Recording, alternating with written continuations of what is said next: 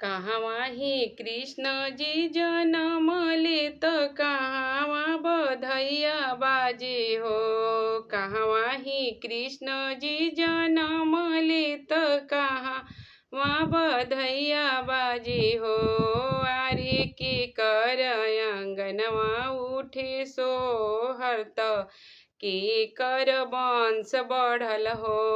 आरे के कर अंगनवा उठे सोहरत के कर वंश बढ़ल हो।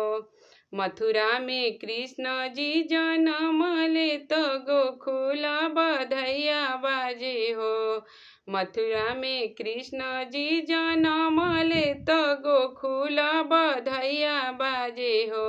अरे यशोदा आंगनवा उठे सोहरत नंद जी के वंश बढ़ल हो।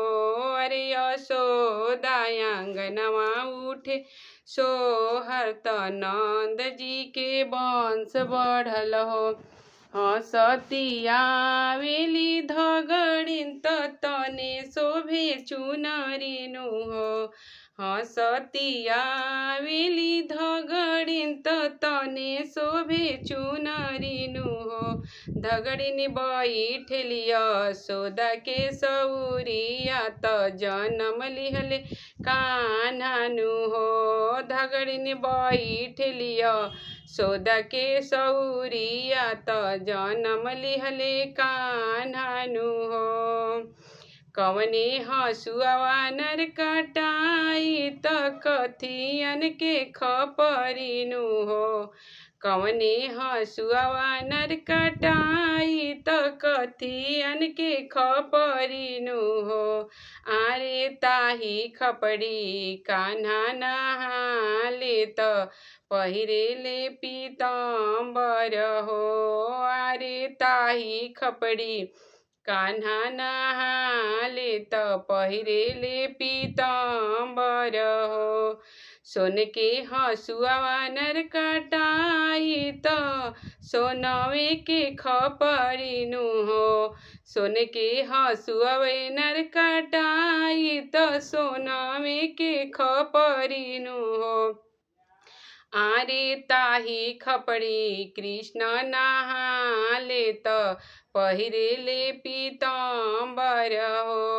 आरे ताही खपड़ी कृष्ण नहाले त पहिरेले पीताम्बर हो। चुमी चाटी माता यशोदा जी पलना सुतावेली हो। चुमी चाटी माता यशोदा जी पलना सुतावेली हो। आरे फन फैलावे काला नागवा करत हरि दर्शन हो। आरे फन फैलावे काला नागवा करत हरि दर्शन हो। कातुहु कालिया नाग हमें डेरवावेल हो। कातुहु कालिया नाग हमें डेरवावेल हो। आरे हम हैती लोकीनाथ पाला नावा में झूली ले खेला रचाइले बैकुंठ छोड़ी आइले हो। आरे हम हैती लोकीनाथ पाला नावा में झूली ले खेला रचाइले बैकुंठ छोड़ी आइले हो।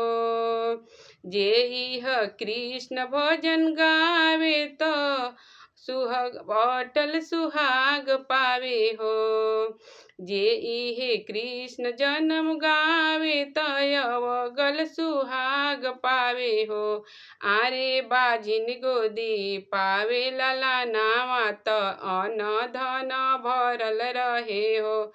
आरे बाजिन गोदी पावे लाला नावा त अन्न धन भरल रहे हो। आरे बूढ़ी माई के मिले हरि धाम त जन्म सवारथ होला हो।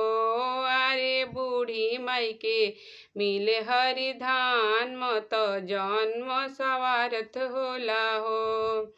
कहवा त कृष्ण जी जनमले त कहवा बधैया बाजे हो। कहवा में कृष्ण जी जनमले त कहवा बधैया बाजे हो। आरे के करे आंगनवा उठे सोहत के कर